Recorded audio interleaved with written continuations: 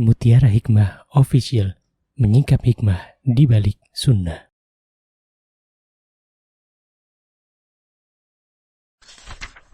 Salurkan donasi terbaik Anda untuk mendukung dakwah Mutiara Hikmah Official.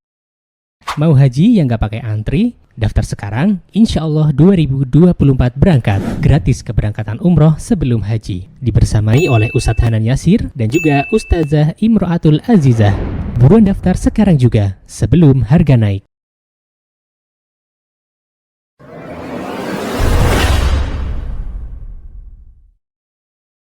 Baik teman-teman yang berbahagia, hari ini insya Allah kita akan kembali belajar tentang sebuah tema bagaimana mengenalkan iman sejak dini kepada buah hati kita. Dan ini merupakan tema yang cukup penting karena sejatinya mendidik itu adalah ibadah.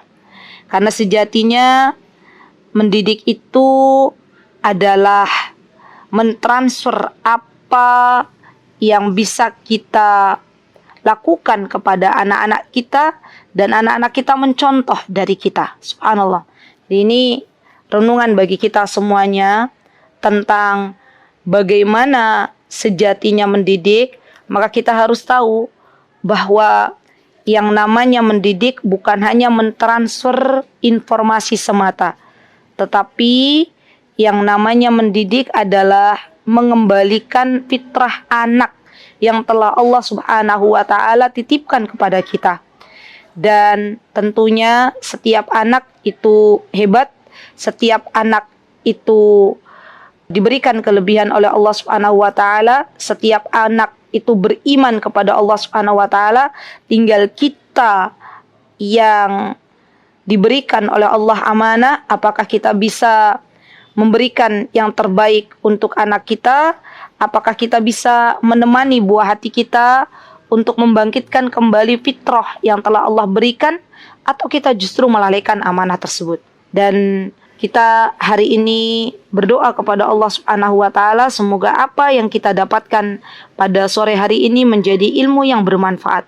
Karena sejatinya ilmu yang bermanfaat adalah ilmu yang Allah Subhanahu wa Ta'ala inginkan dari kita semuanya. Baik teman-teman yang saya cintai karena Allah, bagaimana cara untuk kita mengenalkan iman sejak dini kepada anak-anak kita?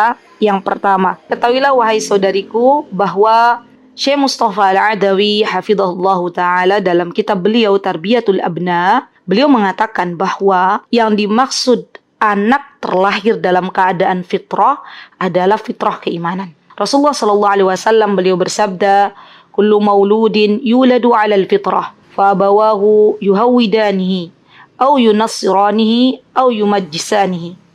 Setiap anak yang lahir ke dunia ini maka dilahirkan di atas fitrah. Fitrah beriman kepada Allah Subhanahu wa Ta'ala.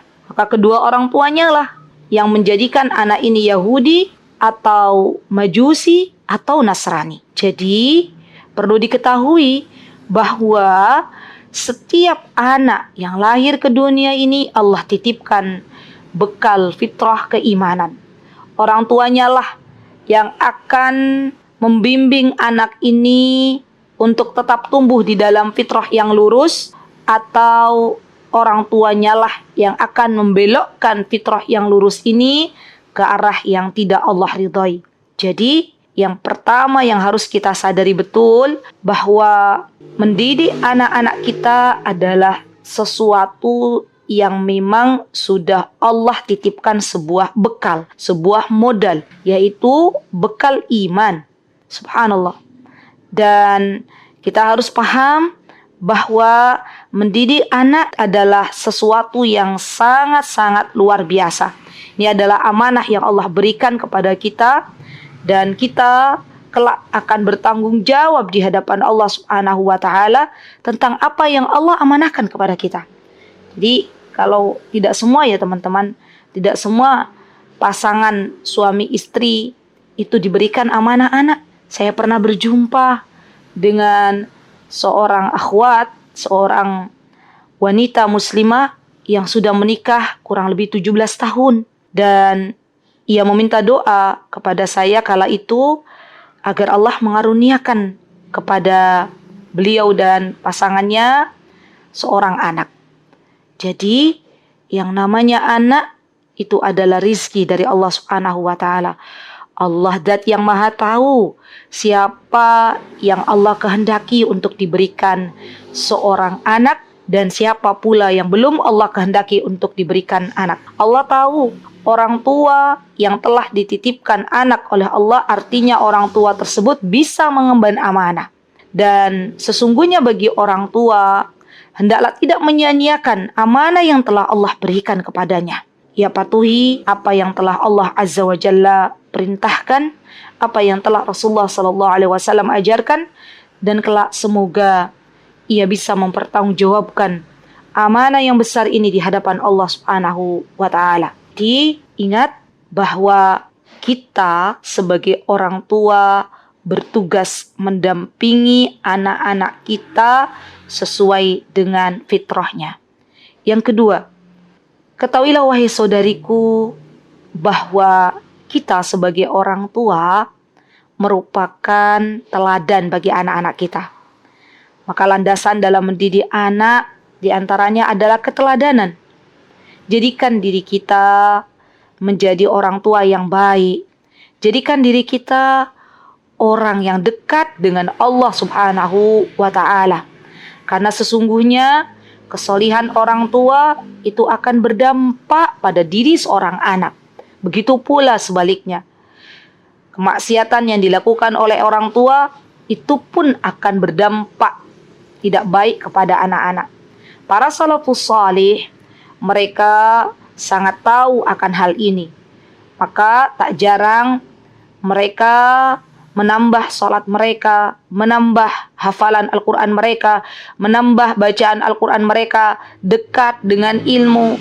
Karena mereka berharap agar Allah Subhanahu wa Ta'ala mensolihkan anak-anaknya.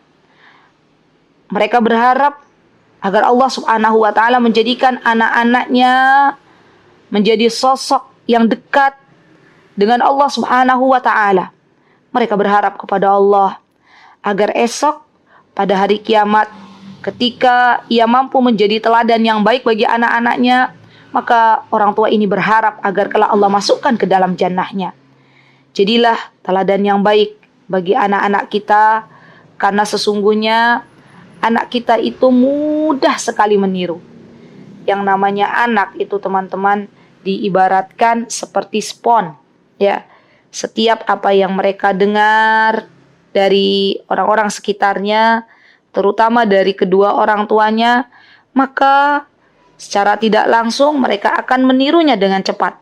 Ya, jangan pernah memberikan contoh yang tidak baik kepada anak-anak kita, karena itu akan menjadi dosa jariah bagi kedua orang tuanya.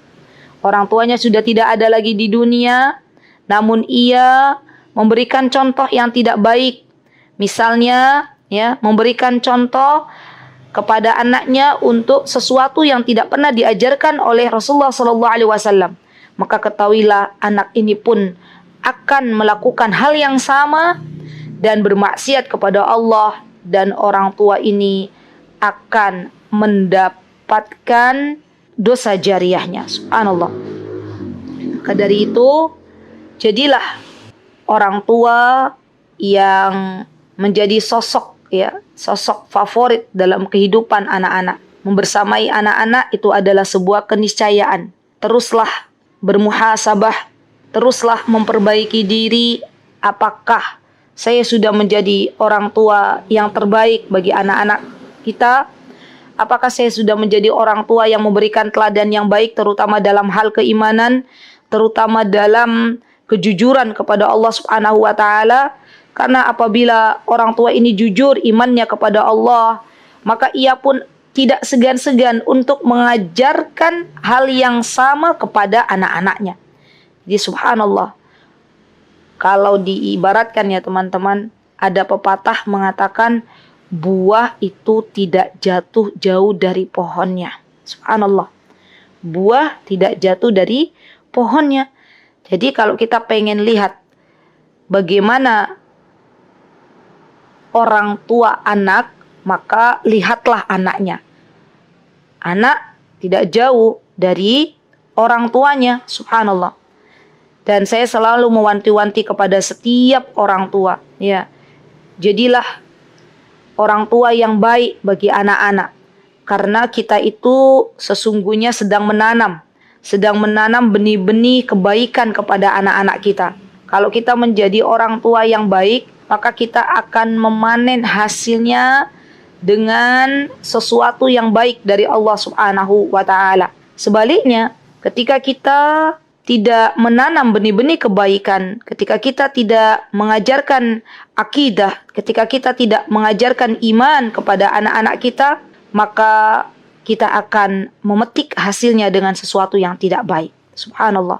Dan ini ya teman-teman yang harus menjadi pondasi kita, diingat-ingat bahwa kita semuanya itu sedang ditiru oleh anak-anak kita. Hati-hati dalam berucap, hati-hati dalam berkata, hati-hati dalam berbuat, karena sesungguhnya apa yang anak-anak kita dengar semuanya akan direkam baik-baik oleh anak kita. Subhanallah. Dan tentunya menjadi teladan yang baik, menjadi sosok yang baik itu sudah dicontohkan oleh baginda Nabi kita Muhammad SAW. Beliau adalah seorang ayah yang baik bagi anak-anaknya, terutama dalam masalah keimanan. Beliau adalah sosok yang baik bagi keluarganya, Masya Allah. Dan Allah Subhanahu wa taala berfirman dalam surah At-Tur. Apa kata Allah, teman-teman? A'udzubillahi minasyaitonirrajim. Walladzina amanu wattaba'atuhum dzurriyyatuhum biimanin alhaqna bihim dzurriyyatahum wama alatnahum min amalihim min syai'. Kata Allah, dan orang-orang yang beriman, artinya orang tuanya beriman, anaknya beriman, maka mereka kelak bersama anak cucu dipertemukan kembali. Di mana dipertemukan oleh Allah, teman-teman? Di dalam surga. Subhanallah. Dan kami tidak mengurangi sedikit pun pahala kebajikan. Itu yang Allah Azza wa Jalla janjikan. Jadi orang-orang yang dia mampu menjadi teladan yang baik, terutama bagi kedua orang tua, maka kelak Allah Subhanahu wa taala akan memberikan surga untuk kedua orang tua dan anak cucunya. Masya Allah. Baik, kemudian yang ketiga ya akhwat. Yang ketiga adalah sebelum kita menjelaskan sesuatu yang sulit kepada anak-anak kita tentang siapakah Allah, maka kita belajar dari ciptaan-ciptaannya Allah Subhanahu wa taala. Kita belajar dari makhluknya Allah Subhanahu wa taala. Karena yang namanya anak itu biasanya akan lebih mudah melihat sesuatu yang konkret, sesuatu yang dilihat. Maka biasakan kepada anak-anak kita ketika kita sedang melihat makhluknya Allah, ya, kita biasakan siapa yang menciptakan mata, siapa yang menciptakan telinga, siapa yang menciptakan hewan, siapa yang menciptakan tumbuhan. Itu kita biasakan, ya. Dan kita katakan kepada anak-anak kita, terutama anak-anak balita, ya, itu kita cara belajar mengenalkan iman, ya akhwat, sering-sering mengajak anak-anak balita ini ke alam sekitar, ya. Sering-sering tunjukkan kebesarannya Allah. Lihat matahari, kita katakan kepada anak kita, "Nak, matahari itu adalah makhluknya Allah. Yang menciptakan adalah Allah." Sembari ditekan kalimat Allah agar kalimat Allah mudah masuk pada diri anak-anak. Ketika di malam hari kita lihat bintang bersama anak-anak kita, maka kita pun berucap, "Nak, yang menciptakan bintang itu adalah Allah. Nak, yang menciptakan bulan adalah Allah." Ya. Jadi kita coba untuk menyebut-nyebut bahwa yang menciptakan alam semesta ini adalah Allah. Nanti kalau anak ini sudah tahu bahwa Allah zat yang maha menciptakan, bahwa Allah al-Khaliq, maka kita boleh ya bertanya kepada anak-anak kita, siapa yang menciptakan bulan, nak? Maka anak kita akan menjawab, Allah, Ummah. Siapa yang menciptakan matahari? Allah, Ummah. Gitu ya, Masya Allah. Itu walillahilham, ya sudah saya praktekkan kepada anak-anak. Nah, kalau sekarang lagi musim hujan, kita katakan kepada anak-anak kita, yang menurunkan hujan itu adalah Allah. Nanti di lain hari kita boleh bertanya kepada anak-anak kita, siapa yang menurunkan hujan? Kalau anak kita lupa, maka kita tuntun anak kita dengan mengatakan Allah. Nah, Masya Allah. Jadi, Masya Allah ya teman-teman. Pendekatannya tuh lebih ke pendekatan alam. Jadikan anak-anak kita lebih dekat dengan alam. Karena dengan ini, anak-anak kita mengetahui siapa sebenarnya Allah Subhanahu wa Ta'ala. Jangan kita lewatkan waktu-waktu kita bermain dengan anak-anak kita. Kita juga bisa ketika bermain, kita katakan kepada anak-anak kita, misalnya bermain apa tuh biasanya orang tua bermain balok ya dengan anaknya, kita katakan, nak, balok ini terbuat dari kayu, yang menumbuhkan pohon adalah Allah, gitu ya. Jadi apa yang kita lihat baik itu warna-warni, kita katakan bahwa Masya Allah, ini warna, misalnya kita lagi pegang, apalagi masak, biasanya kan anak kecil suka senang ini ya, suka senang explore gitu. Ini apa, tanya gitu. Di tempat kami tuh ada tempat anak-anak kecil gitu, usia-usia balita itu. Mereka suka tanya, Ustazah ini apa? Ya kita katakan, ini wortel, nak. Warnanya oranye. Siapa yang menciptakan wortel? Siapa pula yang menciptakan beragam warna? Tidak lain dan tidak bukan Allah. Nah, ini yang harus kita lakukan ya akhwat. Di kadang kita itu ya, Masya Allah ya, kita kadang terlalu bingung bagaimana mengajarkan iman kepada anak-anak kita. Ajarkan iman kepada anak-anak kita dari sesuatu yang dekat dengan anak kita. Ya, bisa kita ajarkan dengan apa yang ada dalam tubuh anak kita. Bisa kita ajarkan sesuatu yang dilihat oleh anak kita. Bisa kita mengajarkannya dengan sesuatu yang dirasa oleh anak kita. Atau kita mengajarkan sesuatu yang dipegang oleh anak kita. Dan itu menjadi pembelajaran yang sangat berharga bagi anak-anak kita. Jadi Masya Allah ya. Kalau seorang ibu tuh sadar bahwa di setiap detik, di setiap menit, ketika dia membersamai anak, di situ tuh Masya Allah banyak sekali kebaikan yang bisa kita tanamkan untuk mengenalkan Allah pada diri anak-anak. Harapannya semoga dengan kita mengenalkan iman sejak dini kepada anak-anak kita, maka semoga anak-anak kita kelak bisa mencintai Allah dengan sepenuh hati. Ya, dia mengajarkan, kalau bahasa orang besarnya mengajarkan tauhid rububiyah. Tapi kan ini berat kalau kita ajarkan tauhid rububiyah itu seperti ini. Tauhid rububiyah itu berarti kita meyakini bahwa Allah itu Maha Pencipta. Itu kan berat. Anak kita akan berpikir terlalu dalam. Lebih baik kita mengajarkan sesuatu yang dilihat, dirasa dan dipegang oleh anak-anak kita. Maka itu akan semakin mudah. Baik.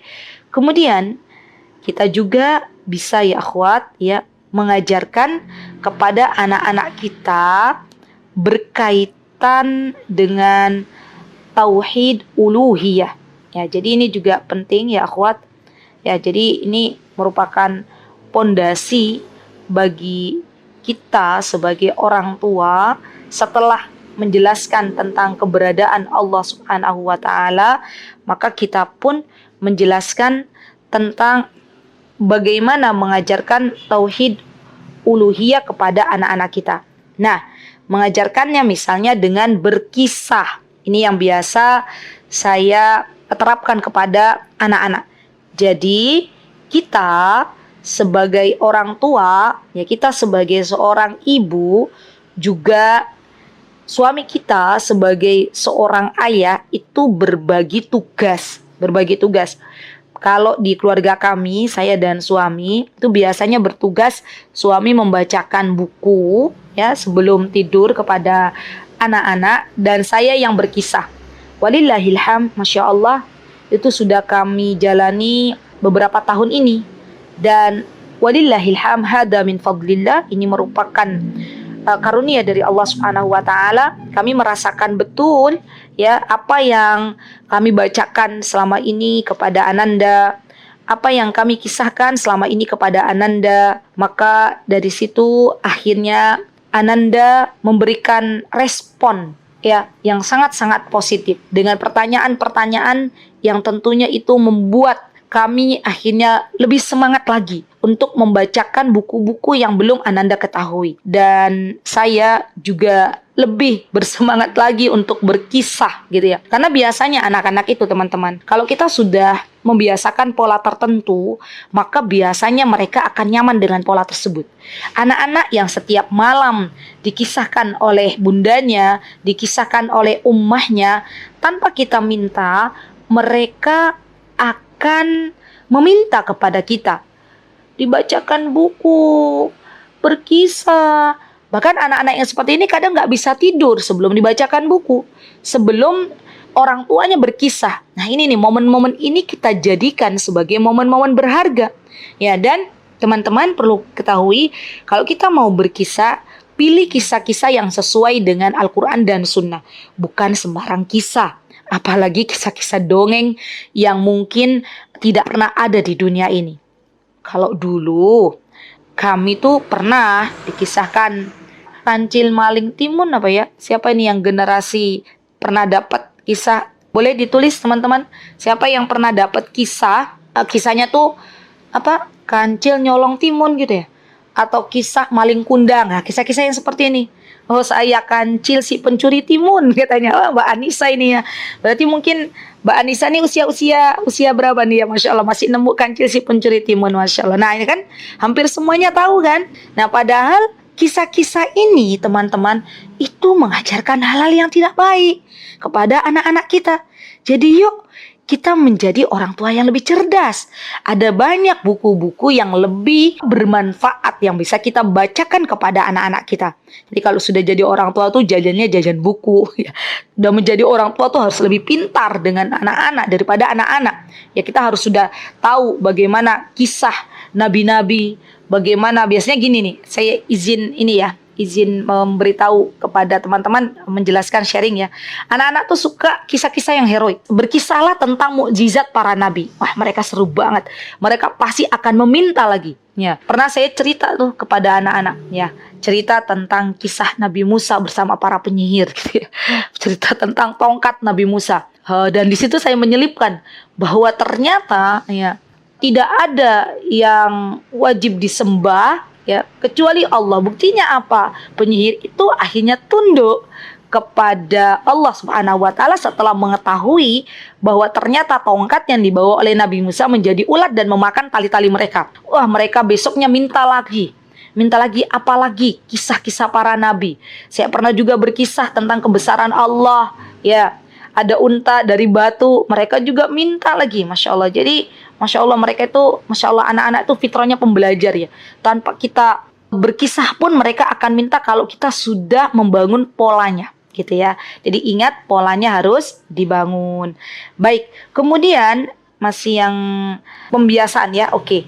Kemudian yang selanjutnya ya akhwat ya, kita bisa mengajarkan kepada anak-anak kita tentang tauhid asma wa sifat. Ini dia. Ini juga penting banget nih. Jadi kalau tadi kita sudah membiasakan anak-anak kita dengan berkisah, sudah membiasakan anak-anak kita ketika berjumpa dengan alam, kita dekatkan kepada Allah Subhanahu wa taala, dan itu menjadikan anak-anak kita lebih kenal Allah. Maka pembiasaan yang selanjutnya ya akhwat, biasakan anak-anak kita diajarkan oleh kita tentang bagaimana mengenal Allah dengan nama dan sifatnya. Walillahilham, sekarang ada teman-teman semacam tempat belajar online itu untuk belajar khusus asma wa sifat Allah. Nah, nanti kalau kita sudah belajar, jadi orang tuanya dulu yang belajar nih. Orang tuanya dulu yang belajar. Nanti setelah orang tuanya belajar, baru kita bisa menggunakan apa yang sudah kita dapatkan ini untuk menjadi bahan ajar bagi anak-anak kita. Namun tentunya dengan bahasa anak-anak. Misalnya, contoh, alwalillahilham, kami di sini di tempat kami, ini kami pernah membuat sebuah motion graphic di mana di situ kita mengenalkan anak-anak kita dengan Allah Zat yang Maha Melihat. Jadi di situ ada seorang anak, ya, kita kasih tahu bahwa anak ini dapat melihat sesuatu hanya yang ada di depannya saja, ya. Tetapi dia nggak bisa melihat ke arah belakang kecuali dengan menoleh. Dia tidak bisa melihat ke arah atas kecuali dengan mendongakkan kepala. Nah, penglihatan kita dengan penglihatan Allah itu berbeda. Allah melihat makhluknya dari arsy. Ya, kita biasakan seperti itu kepada anak-anak. Dan tentunya kita juga membiasakan anak-anak dengan nama-nama Allah. Contoh misalnya, anak-anak, kalau sekarang tuh kan ada beberapa anak yang diuji oleh Allah dengan sakit. Kita kenalkan bahwa Allah itu Asy-Syafi. Kalau kita sakit, siapa yang menyembuhkan? Allah Asy-Syafi. Tidak ada satupun makhluk di dunia ini yang bisa menyembuhkan kecuali atas izin Allah. Gitu. Kita kenalkan kepada anak-anak. Atau misalnya kita kenalkan kepada anak-anak bahwa Allah itu Ar-Razzaq. Ya, maka biasanya kami sounding kepada orang tua, ya, bahwa ketika memberi sesuatu kepada anak-anak, jangan lupa untuk bisa mengatakan kepada anak-anak dengan sebuah pernyataan bahwa, nak, mainan ini dari Allah, sepatu ini dari Allah. Pertamanya itu dulu. Baru nanti kalau anak kita sudah tahu, oh iya, ini sepatu dari Allah, oh iya, mainan dari Allah, iya, alat tulis dari Allah, baru kemudian kita tingkatkan lagi. Ketahuilah, nak, bahwa Allah tuh punya nama, yaitu Ar-Razzaq, ya. Apa arti Ar-Razzaq? Ar-Razzaq itu Zat yang Maha Memberi. Jadi Allah itu baik sekali. Nih, lihat, apa yang kita makan itu semuanya dari Allah. Apa yang ibu bawa, biasanya saya kalau untuk anak-anak, saya masih ada lah, walillahilham, anak yang masih kecil, ya, itu biasanya kalau setiap hari Jumat itu dapat reward, dapat hadiah gitu ya, atas usahanya, ya, untuk dekat dengan Al-Quran. Dan biasanya kami menggunakan kata-kata, nak, hadiah ini dari Allah, gitu ya. Dan ini ya teman-teman, Masya Allah, ini sangat-sangat berdampak kepada anak-anak. Pernah suatu hari ada anak usia 4 tahun. Anak usia 4 tahun, kalau di tempat kami itu ada full day, ya, ada full day. Dan anak ini pas lagi makan dengan menu sayur asem, ya, Masya Allah. Nah, ketika kita sering, ya, mensonding anak-anak kita bahwa semua itu dari Allah, gitu, Allah Ar-Razzaq, maka anak ini berkata kepada kawannya yang masih sama-sama balita. Dia bilang begini kepada kawannya, dan ini ustazah mendengar, ya, dari ucapan anak tersebut. Anak ini bilang kepada kawannya, ini jagung itu dari Allah loh. Jagung ini banyak vitaminnya. Jadi kalau ini dari Allah, kalau jagung ini dari Allah, kita harus ngapain ya? Kita harus bersyukur, katanya. Masya Allah, itu anak kecil, teman-teman, bisa tahu bahwa jagung itu nikmat dari Allah. Bagaimana dengan kita yang sudah dewasa? Kadang kita lupa dengan segala nikmat yang Allah berikan. Anak kecil aja tahu kalau jagung yang dia makan itu dari Allah.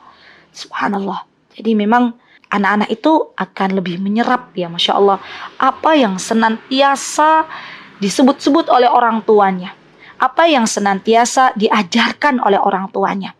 Dan terkadang kita dibuat terkejut oleh perkataan anak-anak kita, dan dengan lugunya mereka benar-benar bersyukur kepada Allah Subhanahu wa Ta'ala. Dan di hari ini ada juga anak-anak yang dia berkata kepada teman-teman yang lain, kita itu harus semangat loh ngaji. saudara-saudara kita yang ada di Palestina katanya, ya, mereka itu nggak bisa ngaji. Mereka sudah nggak ada lagi rasa aman gitu. Masya Allah. Saya yakin anak-anak yang bisa berkata demikian adalah anak-anak yang senantiasa diajarkan, dikenalkan dengan bumi Palestina oleh orang tuanya. Jadi Masya Allah. Masya Allah, saya tuh banyak sekali ya belajar dari anak-anak. Jadi celotehnya itu membuat kita orang dewasa tuh, Masya Allah ya, kok bisa ya anak ini, Masya Allah. Begitu ternyuh gitu loh dengan celoteh-celoteh mereka itu, Masya Allah. Dan teman-teman perlu diketahui juga bahwa kenapa sih kita itu mendidik anak-anak kita untuk dikenalkan Allah sejak dini.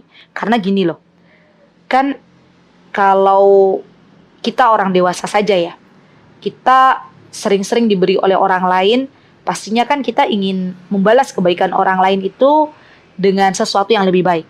Ya enggak? Ya kan? Dan kalau ada orang yang sering berbuat baik kepada kita, pastinya kita enggak enak kalau orang tersebut memerintahkan sesuatu kepada kita. Nah, begitu pula dengan anak-anak. Anak-anak ketika kita mengenalkan anak-anak sejak dini dengan Allah, harapannya esok ketika mereka sudah balik, maka kita berucap kepada anak-anak kita, "Nak, yang memerintahkan sholat itu Allah. Allah loh yang selama ini telah berbuat baik kepada engkau."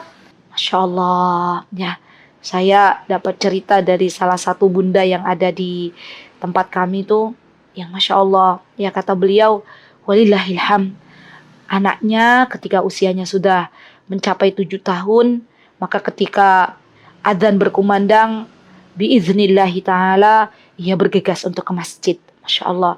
Dan ini loh yang harapan kita tuh bisa memanen hasilnya, bukan sekarang, bukan. Jadi jangan kita berharap memanen tuh kita bisa manen instan, enggak. Ya, kita bisa memanen hasil dari apa yang telah kita tanam itu di tahun-tahun yang akan datang. Dan itu sudah pasti Allah akan berikan. Allah akan berikan. Yang jelas ketika kita menanam, maka menanamlah dengan sabar. Ketika kita membimbing anak-anak kita, menemani buah hati kita untuk mengenal Allah, maka temanilah dengan sabar. Prosesnya tuh harus kita jalani, harus bisa kita nikmati. Itu loh yang kadang orang tua tuh, Masya Allah, belum bisa menikmati proses. Pengennya cepat, pengennya ngegas, pengennya instan. Padahal dalam mendidik anak-anak ya untuk menjadi anak-anak yang matang ya, maka prosesnya harus dinikmati. Dan ketika menanamnya harus penuh dengan kesabaran. Masya Allah. Baik. Kemudian teman-teman yang saya cintai karena Allah, yang keempat, semuanya ada 5. Yang keempat adalah pondasi kelembutan. Ini penting banget nih. Jadi dalam menanamkan keimanan tuh, orang tua harus punya dasar terlebih dahulu, yakni ia harus menjadi teladan yang bisa memberikan kelembutan bagi anak-anaknya.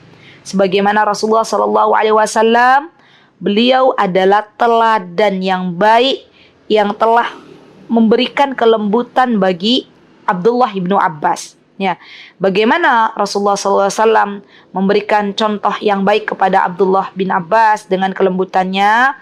Rasulullah SAW memanggil Abdullah bin Abbas dengan panggilan yang sangat elok, yang sangat bagus. Apa panggilannya? Panggilannya beliau memanggil kepada Ibnu Abbas, ya ghulam.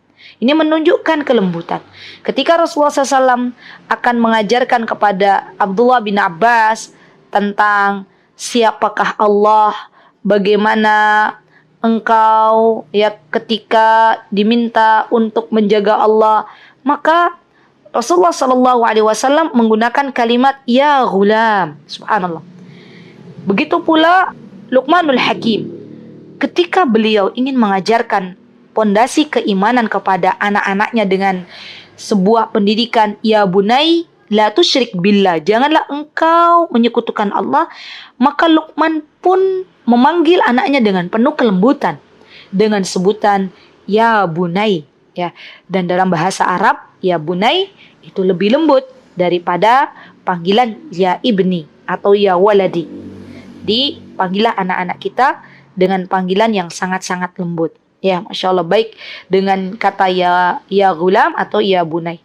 Nah, Nabi kita Muhammad SAW ketika akan mengajarkan keimanan, beliau menggunakan sebuah kalimat, inni u'allimuka kalimatin. Lihat, bagaimana tawaduknya Rasulullah SAW. Bagaimana rendah hatinya Rasulullah SAW. Beliau mengatakan, inni, sesungguhnya aku u'allimuka kalimatin. Ya, akan mengajarkan beberapa kalimat-kalimat nasihat tentunya kepadamu. Maka kemudian Rasulullah SAW mengatakan kepada Abdullah bin Abbas yang masih kecil, ihfadillaha yahfadka. Dan hadis ini ya akhwat, ya, ini bisa kita ajarkan kepada anak-anak kita. Terutama anak-anak yang usianya sudah di atas usia-usia SD, di atas 6 tahun ke atas, itu bisa kita ajarkan ini. Kalau tadi kan usia-usia balita kita ajarkan dengan mengenalkan Allah dengan makhluknya. Nah, ini untuk anak-anak yang di atas usia 6 tahun, usia-usia SD, maka boleh kita ajarkan hadis ini. Apa yang disebutkan oleh Nabi kita Muhammad SAW? Ihfadillah yahfadka. Wahai anakku, ya wahai anak kecil, jagalah Allah, maka niscaya Allah akan menjagamu. Ihfadillaha tajidhu tujahaka. Masya Allah. Jagalah Allah, ya ihfadillah tajidhu tujahaka. Maka niscaya engkau akan dapati Allah akan berada di hadapanmu. Masya Allah. Kemudian Rasulullah mengajarkan, idza sa'alta fas'alillah. Ini mengajarkan iman. Nah, kalau kamu minta kepada Allah. Nah, secara realnya seperti apa sih teman-teman? Kita ajarkan kepada anak kita, idza sa'alta fas'alillah, kalau mau minta kepada Allah, kita bisa menggunakan begini. Misalnya nih, anak kita bilang kepada kita, Bun, mau minta ini misalnya. Maka coba kita ajarkan dulu ke anak-anak kita. Udah minta kepada Allah belum? Kalau belum, minta dulu ya sama Allah. Nah, secara tidak langsung kita sedang mengajarkan idza sa'alta fas'alillah. Kalau engkau meminta, wahai anakku, maka mintalah kepada Allah. Jangan meminta kepada selain Allah.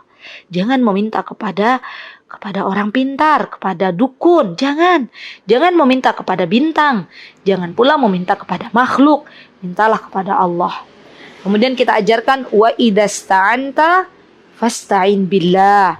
Wahai anakku, kalau engkau mau minta pertolongan, maka mintalah kepada Allah.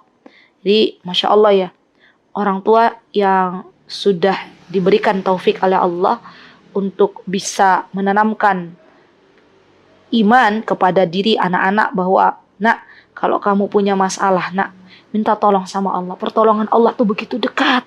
Maka insya Allah anak ini akan Allah jadikan pribadi yang kuat. Bukan seperti generasi-generasi yang kita kenal dengan generasi stroberi. Di mana generasi stroberi ini dia mudah rapuh gitu ya. Dia mudah lembek. Ya, bismillah kita bisa mendidik anak-anak kita menjadi generasi yang lebih kuat. Bagaimana caranya? Di antara caranya adalah dengan kita mengajarkan kepada anak-anak kita untuk meminta tolong hanya kepada Allah Subhanahu wa ta'ala. Hanya kepada Allah Subhanahu wa ta'ala. Wa idza sta'anta fasta'in billah. Wahai anakku, kalau engkau meminta pertolongan, mintalah kepada Allah. Jadi kalau punya masalah, maka jangan menyerah. Ya, minta kepada Allah. Allah itu adalah zat yang maha tahu dengan solusi. Allah yang memberikan masalah kepadamu, nak, maka Allah juga yang akan menolongmu. Jadi ini yang harus kita benar-benar tekankan ya pada diri anak-anak. Jadi harapannya anak-anak ini menjadi pribadi yang kalau menghadapi sebuah masalah, maka dia akan bersandar kepada Allah. Tidak kemudian sedikit-sedikit bunuh diri, sedikit-sedikit akhirnya futur, sedikit-sedikit akhirnya melempem. Tidak, dia tahu kemana arahnya. Dia tahu bahwa Allah tuh dekat. Dia tahu bahwa Allah itu zat yang menolong segala apa yang menjadi problem di dalam kehidupannya. Jadi dimulai dari sejak mereka kecil. Baik, kemudian kita boleh ajarkan juga dengan sebuah kalimat yang Rasulullah SAW ajarkan kepada Abdullah bin Abbas. Wa'lam, ketahuilah annal ummah law ijtama'a ala an yanfa'uka bi syai'in lam yanfa'uka illa bi syai'in qad katabahu Allahu lak. Nah, ini juga penting banget. Jadi kita ajarkan kepada anak kita, ketahuilah wahai anakku, seandainya seluruh umat bersatu wahai anakku untuk memberimu suatu manfaat, maka itu tidak akan bisa terjadi, maka itu tidak akan bisa kau peroleh manfaat tersebut kecuali atas apa yang telah Allah kehendaki, atas apa yang telah engkau tetapkan untukmu. Begitu pula ketika semua orang yang ada di dunia ini akan memberikan bahaya kepadamu. Ya, di sini Rasulullah mengatakan wa inil sama'u ala an yadurruka bi syai'in lam yadurruka illa bi syai'in qad katabahu Allahu lak. Semua manusia ingin memberikan bahaya kepadamu, tenang nak. Mereka tidak akan bisa memberikan bahaya kepadamu kecuali atas sesuatu yang telah Allah tetapkan untukmu. Nah, ini teman-teman, kalau bisa kita ajarkan kepada anak-anak kita, maka biidnillahi ta'ala kita akan menjadikan anak-anak kita itu menjadi anak-anak yang pemberani atas izin Allah. Menjadi generasi yang lebih berani. Mereka takut hanya kepada Allah. Tidak ada yang ditakuti kecuali Allah Subhanahu wa ta'ala. Kemudian terakhir Rasulullah menutup dengan sebuah kalimat, rufi'atil aqlam wa jaffatis suhuf. Pena telah diangkat dan lembaran-lembaran telah kering. Itu yang Rasulullah SAW ajarkan. Baik, kemudian teman-teman, setelah kita belajar tentang pondasi yang keempat, yaitu pondasi kelembutan, dengan kita belajar dari sabda Nabi kita Muhammad SAW, bagaimana beliau mengajarkan kepada Abdullah bin Abbas dengan penuh keyakinan, dengan penuh kelembutan, maka Masya Allah ya, inilah sosok teladan bagi kita semuanya. Nabi kita Muhammad SAW. Jadi dalam pengasuhan anak-anak itu yang menjadi contoh bagi kita bukan orang-orang barat, bukan. Tapi kita tuh sudah punya sosok teladan yang baik bagi kita sebagai umat Islam, yaitu Nabi kita Muhammad SAW. Beliau sudah mengajarkan apa-apa yang bermanfaat untuk umatnya. Masya Allah. Baik, kemudian yang terakhir teman-teman adalah pondasi yang kelima. Apa pondasi yang kelima yang perlu kita ketahui dalam mendidik anak-anak kita? Di antaranya adalah pondasi kesadaran. Kita sebagai orang tua harus sadar betul bahwa tanpa doa dan pertolongan tentunya dari Allah, maka sesuatu akan hampa dan sia-sia. Jadikan senjata kita sebagai ibu yang doa kita mustajab untuk bisa menemani buah hati kita dalam tumbuh kembang menjadi pribadi yang Allah Subhanahu wa ta'ala ridhoi. Sering-seringlah langitkan doa-doa kita kepada Allah dengan sebuah doa yang diajarkan oleh Nabi Ibrahim alaihissalam. Berdoalah dengan sebuah doa, Rabbi ja'alni muqimas salati wa min dzurriyyati, atau dengan sebuah doa, Rabbi habli minas salihin, Rabbi habli minas salihin. Dan kita minta kepada Allah, ketahuilah wahai saudariku bahwa yang memegang hati anak-anak kita adalah Allah. Allah zat yang membolak-balikkan hati anak-anak kita. Maka tidak ada yang menjadi kebetulan di dunia ini kecuali Allah yang mensolihkan anak-anak kita. Minta kepada Allah agar Allah jadikan anak-anak kita menjadi hamba yang semakin bertakwa kepada Allah Subhanahu wa ta'ala. Minta kepada Allah agar anak-anak kita menjadi orang-orang yang bermanfaat. Lihat sosok-sosok ibunda para ulama yang mereka tak kenal lelah untuk berdoa kepada Allah, meminta kepada Allah agar anak-anaknya dijadikan oleh Allah sebagai pribadi-pribadi yang bermanfaat. Lihatlah bagaimana sosok ibunda Imam Syafi'i rahimahullahu ta'ala. Lihatlah bagaimana sosok ibunda Imam Bukhari rahimahullahu ta'ala. Dan lihatlah bagaimana sosok ibunda Imam Ahmad rahimahullahu taala, mereka senantiasa berdoa memanjatkan doa-doa tulusnya untuk ananda tercinta kepada Allah, dan Allah ijabah doa dari para wanita yang salihah ini. Baik, itu yang bisa saya sampaikan dalam kesempatan yang berbahagia ini. Semoga apa yang didapatkan oleh teman-teman di sore hari ini menjadi ilmu yang bermanfaat. Semoga Allah Subhanahu wa taala menjadikan anak-anak kita anak-anak yang salih dan salihah. Semoga Allah Subhanahu wa taala menjadikan kita sebagai orang tua yang baik untuk anak-anak kita, dan semoga kelak kita semuanya dikumpulkan di dalam jannahnya bersama orang-orang yang kita cintai. Apabila ada yang benar tentunya datang dari Allah. Apabila ada yang salah datang dari saya pribadi, saya memohon maaf yang sebesar-besarnya. Aqulu qauli hadza wastaghfirullah li wa lakum wa akhiru da'wana anil hamdulillahi rabbil alamin. Wassalamualaikum warahmatullahi wabarakatuh. Mutiara Hikmah Official, menyingkap hikmah di balik sunnah.